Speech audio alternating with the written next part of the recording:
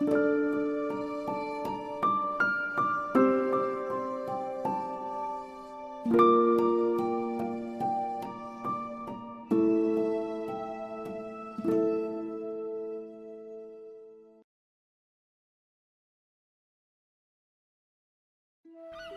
nombre es Juan Sebastián Elcano.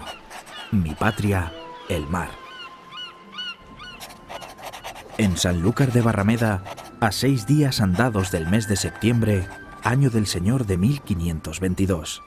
Muy alta e ilustre majestad, sabrá tu alta majestad cómo hemos llegado 18 hombres solamente con una de las 5 naos que tu alta majestad envió a descubrir la especiería con el capitán Fernando de Magallanes, que santa gloria haya. Y para que tu alta majestad tenga noticias de los principales sucesos que hemos pasado, escribo esta. Quiso la divina providencia poner en mi camino al señor don Fernando de Magallanes, veterano marino portugués curtido en el fragor aventurero de los mares. Más guerrero que marino por la experiencia de las muchas navegaciones al servicio de su rey y de su patria. De carácter bronco, desconfiado y taciturno, pero de voluntad indomable, empeñado en descubrir islas remotas allá por las Molucas, donde crecen las maravillosas especias, la pimienta, la canela, el clavo, la nuez moscada y las perlas, y el oro y la plata. Herido en una expedición en el norte de África y acusado de turbios asuntos, perdida su fortuna y la confianza de su rey don Manuel el Afortunado, decidió Magallanes correr mayor suerte en España. Trajo consigo mapas y portulanos, y en Valladolid, en febrero de 1518, ante un joven Carlos de Gante, apenas jurado rey de Castilla, Fernando de Magallanes y el cosmógrafo Ruy Faleiro enseñan mapas y exponen sus razones. Si la Tierra es redonda, hay una línea divisoria por este hemisferio y otra equivalente por el opuesto. Por tanto, y de acuerdo al Tratado de Tordesillas, las Molucas y las islas de la especiería os pertenecen. Solo hay que buscar un paso al sur de las tierras descubiertas por Colón, para llegar, navegando hacia el oeste, al Mar del Sur, donde se encuentran las Islas de las Especias, que corresponden a la corona castellana. No se trata de descubrir nuevas tierras, sino de hallar un nuevo camino hacia ellas. En 1508, reunida por Fernando el Católico la Junta de Navegantes en Burgos, ya habían discutido los mejores marinos del momento las posibilidades de proseguir la aventura colombina en busca de ese estrecho, que según el almirante Cristóbal Colón, debía conducir a las tierras de la lejana Cipango. Vicente Yáñez Pinzón, Américo Vespucio, Juan de la Cosa, Juan Díaz de Solís y don Sancho de Matienzo, contador de la Casa de la Contratación de las Indias en Sevilla, y don Juan Rodríguez de Fonseca, obispo de Palencia y delegado regio para los asuntos de las Indias, estudiaron si continuar la exploración del Nuevo Mundo o buscar un paso a través de él que conduzca a las riquísimas tierras del Extremo Oriente. De nuevo, en 1518 se planteaba la aventura. El rey duda, pero a favor de Magallanes.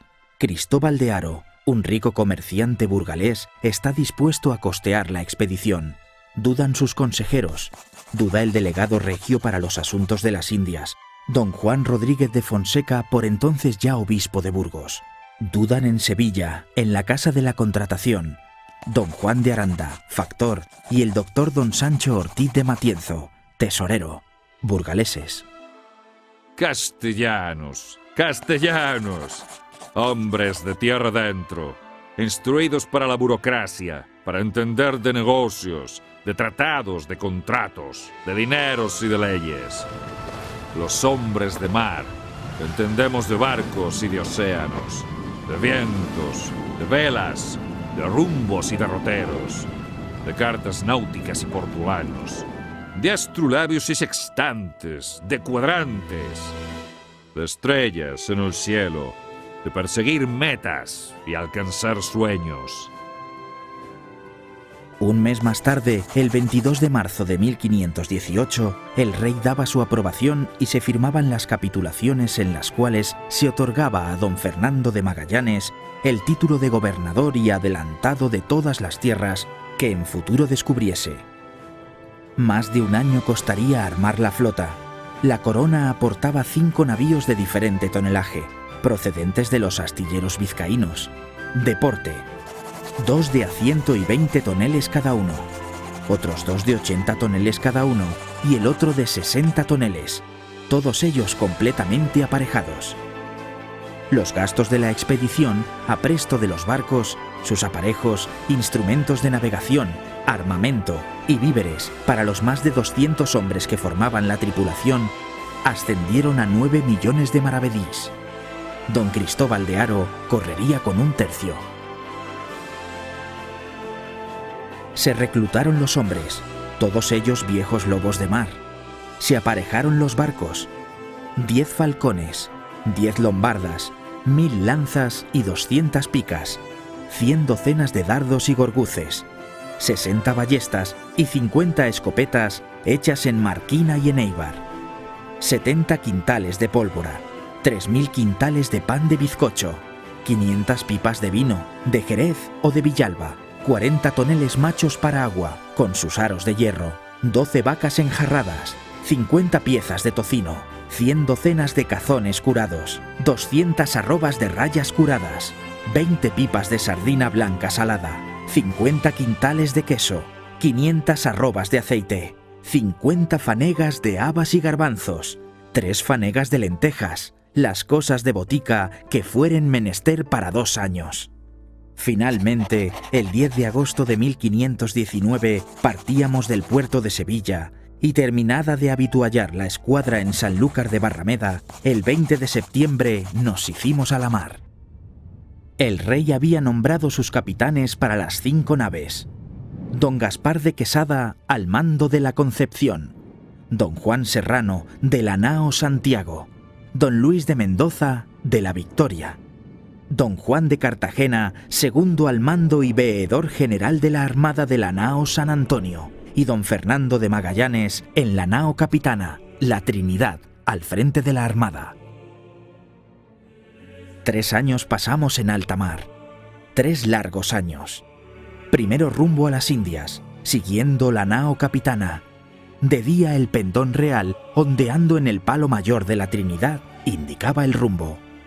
De noche, fanales encendidos en la de popa ayudaban a mantener unidos los barcos.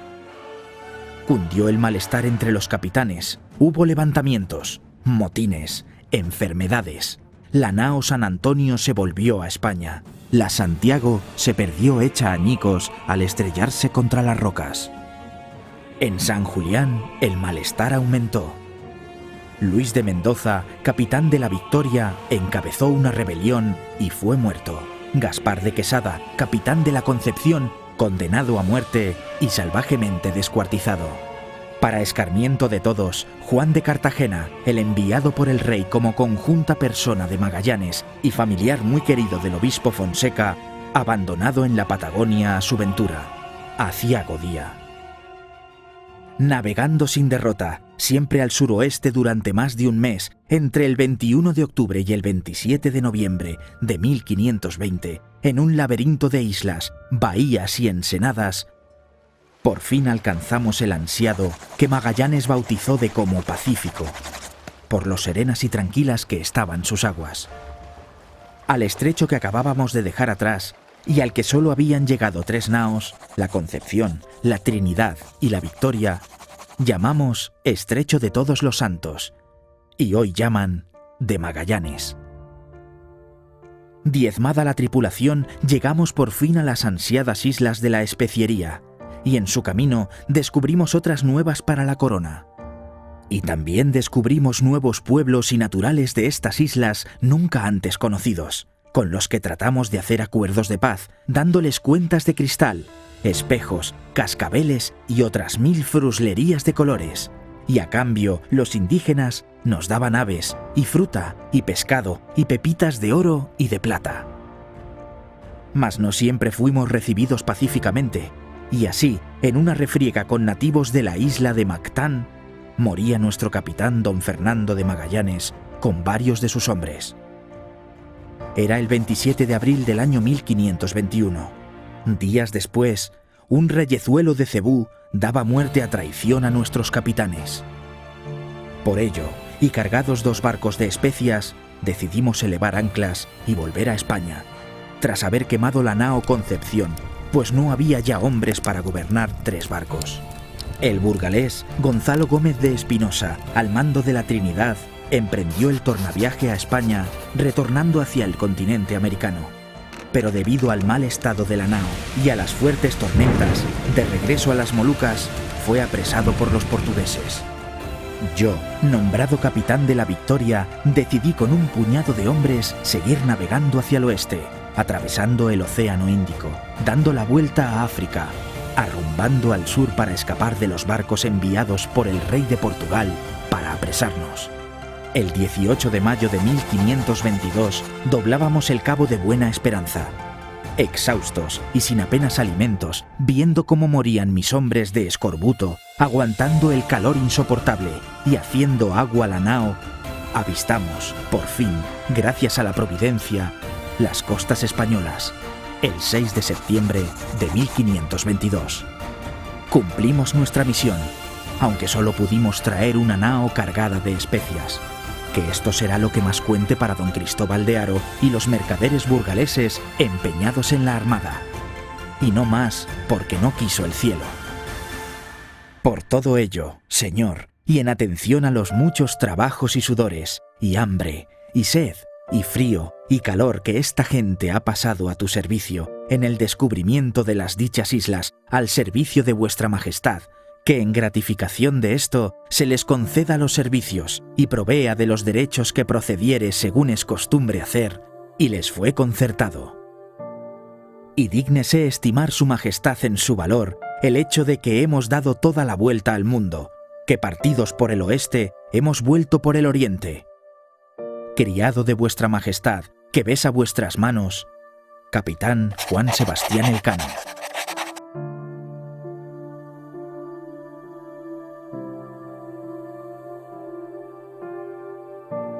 Como creyeron, solos, lo increíble sucedió, que los límites del sueño traspasaron y el mar y el imposible.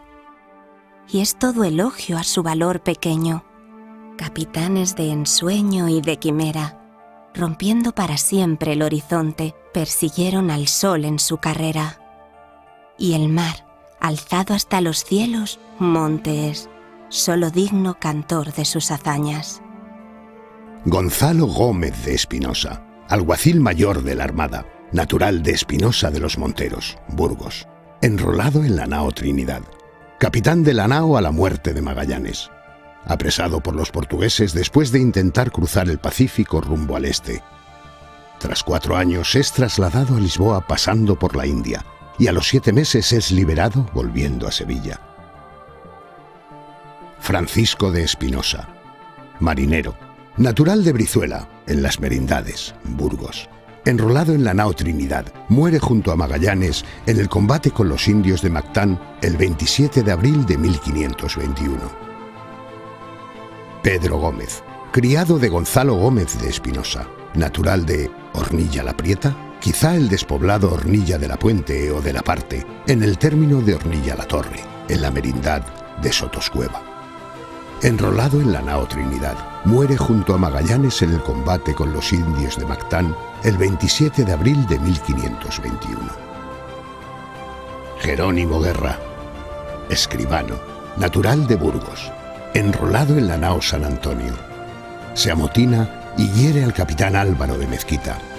Vuelve en la San Antonio y es apresado en Sevilla. Alonso del Río, criado del capitán Juan de Cartagena, natural de Burgos, vuelve a Sevilla en la nao San Antonio. Pedro de Valpuesta, criado del capitán Cartagena, natural de Burgos, enrolado en la nao San Antonio. En San Julián se pasa a la Victoria y muere de enfermedad el 22 de junio de 1522. Juan de Sagredo, merino, natural de Revenga, Burgos, enrolado en la nao San Antonio, por orden de Magallanes pasa en San Julián a la Victoria. Apresado por los portugueses en la Trinidad, muere preso en Malaca, solo y enfermo, cuando sus compañeros son llevados a Cochín el 20 de septiembre de 1525. Juan Gómez de Espinosa, criado del contador Antonio de Coca, de Espinosa de los Monteros, Burgos. Regresó a Sevilla a bordo de la nao San Antonio. Juan de Cartagena, capitán y veedor general de la Armada, nombrado por Carlos V capitán de la nao San Antonio en sustitución de Ruy Faleiro, natural de Burgos. Lideró el motín contra Magallanes y fue apresado por este, que le condena a ser abandonado en San Julián, Patagonia, el 24 de agosto de 1520. No se supo más de él.